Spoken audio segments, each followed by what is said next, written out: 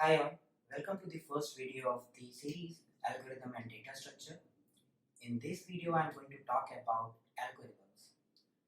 So let's start with the formal definition of algorithm, which says an algorithm is finite sequence of instructions to solve some problem. And if you have to understand the meaning of this definition, you must be very clear what a problem means. So a problem is anything that we are trying to solve computationally. In simple words, we can say anything that you are trying to solve by your own computer is a problem. So I have few examples.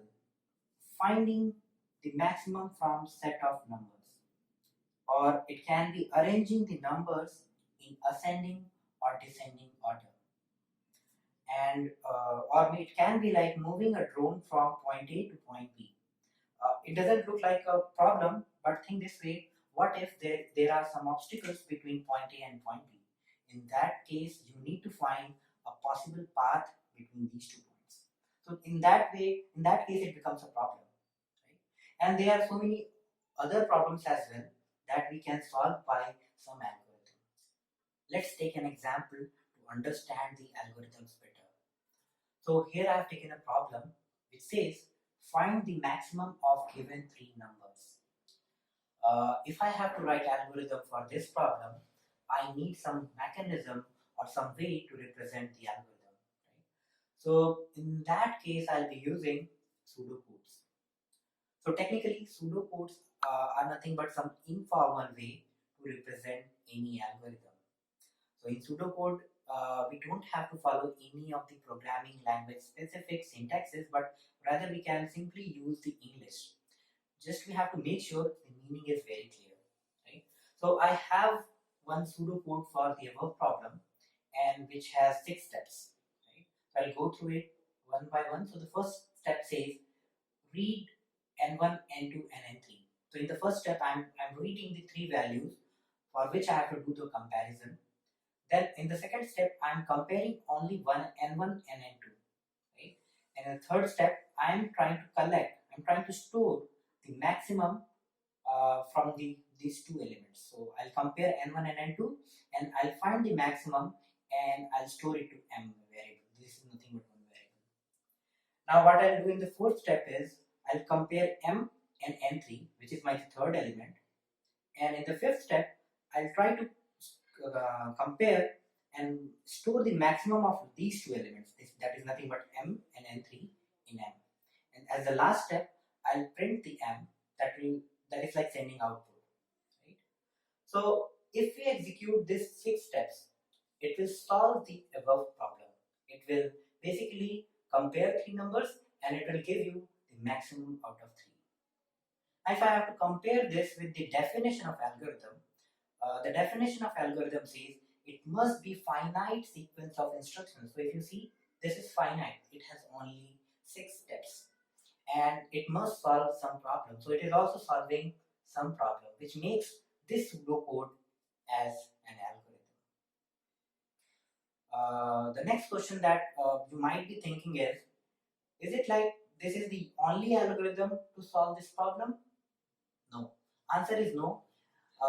Because we can come up with multiple other algorithms which are solving the same problem.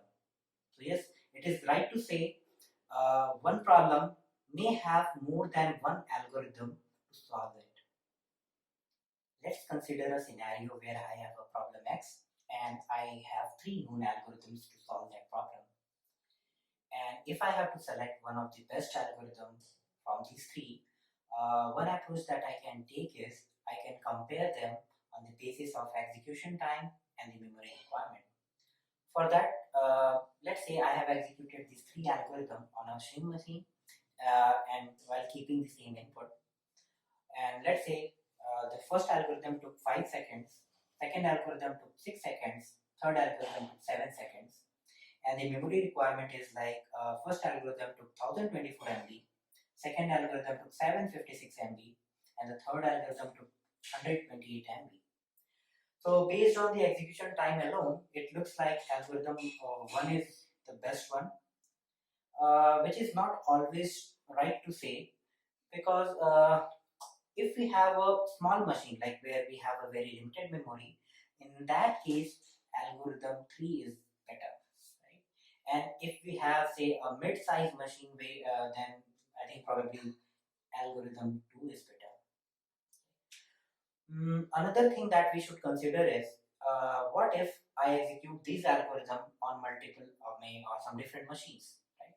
In that case, the execution time might change. What if the execution time became 6 years? Right?